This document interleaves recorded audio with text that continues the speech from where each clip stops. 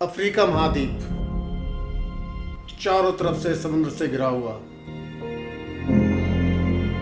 जहां पर दुनिया की 30% मिनरल्स है, मैसिव ऑयल रिजर्व्स है, सहारा जैसा डेजर्ट हो, मसाई मारा कूनू नेशनल पार्क जैसे वाइल्ड लाइफ सेंचुरी हो,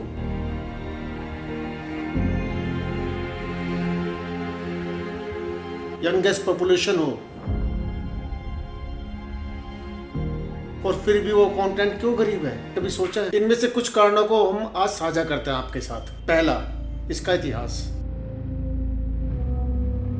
जब पश्चिम में औद्योगिक क्रांति की शुरुआत हुई तो वहां से काफी सारी पश्चिमी ताकतें जैसे ब्रिटेन, डच, फ्रेंच, उनको लेबर के लिए और कच्चे माल के लिए अफ्रीका आए। अफ्रीका के अंदर करीब 3000 जनजातियां पाई जाती है। उसमें से कुछ प्रमुख है जैसे मसाई, पुलानी। पश्चिमी देशों ने क्या किया कि जब देश का निर्माण किया तो इनकी जो जनजातियां है कई देशों में बांट दी, जिनसे क्या हुआ, उनका आपस में ही झगड़ा होने लगा। क्योंकि किसी देश में अगर मसाई है तो दो तीन देशों में उनका बंटवारा कर दिया। इन पश्चिमी देशों ने जो वहाँ का लोकल सिस्टम था गवर्नेंस का, उसको पूरी तरह से बर्बाद कर दिया और अपना सिस्टम वहाँ पर इंट्रोड्यूस कर दिया।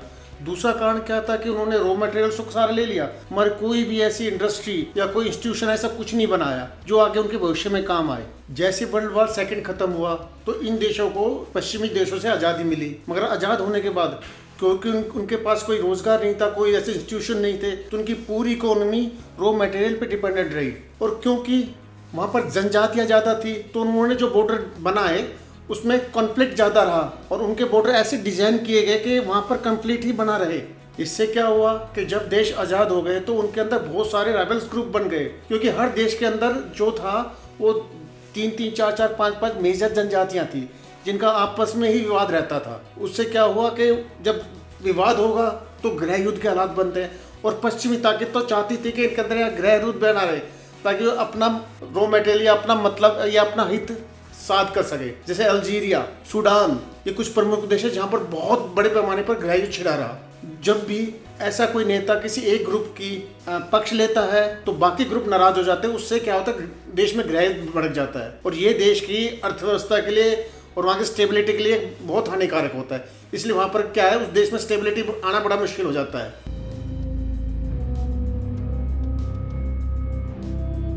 अब जब देश में ऐसे हालात होंगे तो वहाँ पर मिलिट्री कू भी बहुत होते हैं। ऐसे बहुत से देश हैं जहाँ पर 10-10, 12-12, 15-15 बार मिलिट्री कू हुए हैं, जैसे बुर्किना फासो, नाइजर। जब इतना मिलिट्री कू होगा तो लोकतांत्रिक ढांचा कैसे मजबूत रहेगा? वहाँ का शासन जनता के बारे में सोचने के प्रति बजाय वो अपना हित साधने लगता है, और फिर पश्चिमी ताकत तो वहाँ पर उनको अपना हित साधना होता है। तो इन नेताओं को अपने पक्ष में रखने के लिए वो 10 तरह के हथकंडे अपनाते हैं और इस तरह से बार बार फिर कू होता है।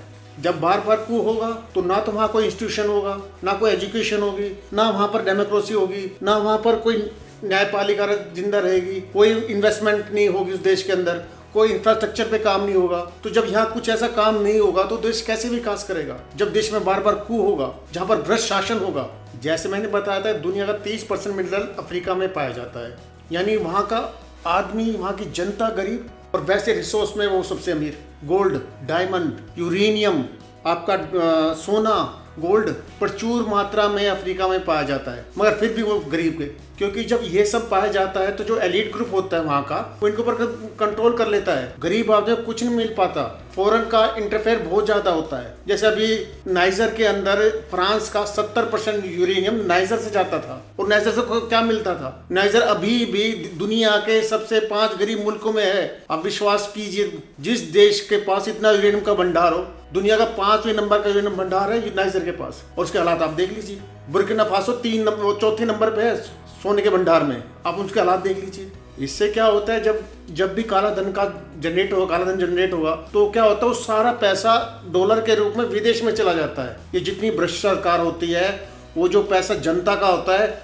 उसको बजाय देश में लगाने के वो उसको बाहर भेज देते हैं। तो वहाँ पर ना कोई स्कूल बनता, ना कोई हेल्थ सिस्टम बनता, ना कोई रोड, हाईवे, डैम, बिजली, कुछ भी नहीं बन पाता, क्योंकि सारा पैसा जो भ्रष्ट तंत्र है वो सारा दूसरे देश में भेज देते हैं। और फिर को होता है और फिर वही हालात बन जाते हैं। आज भी 2025 में आज भी अफ्रीका भारतीय हस्तक्षेप से बचा नहीं हुआ। वहां अभी भी कहीं पर रशिया का इंटरफेरेंस है, कहीं चाइना का, कहीं यूएस का, कहीं यूरोप का। चाइना उनको अपने कर्ज के जाल में फंसाता है, यूरोप उनके साथ नाजायज एग्रीमेंट करता है। इससे क्या होता है, अफ्रीका से कच्चा माल तो जाएगा दूसरे देश में और फिर वहां से बना बनाया सामान अफ्रीका में आता है। तो जो बेनिफिट अफ्रीका को मिलना चाहिए वो दूसरे देश ले जाते हैं। अब जैसे मैंने बताया था, बुर्किना फासो में सोना जाता है, घाना से सोना जाता है कच्चा, वहां से फिनिश होके दूसरे देश में जाता है। घाना को क्या मिलता है, कुछ नहीं मिलता।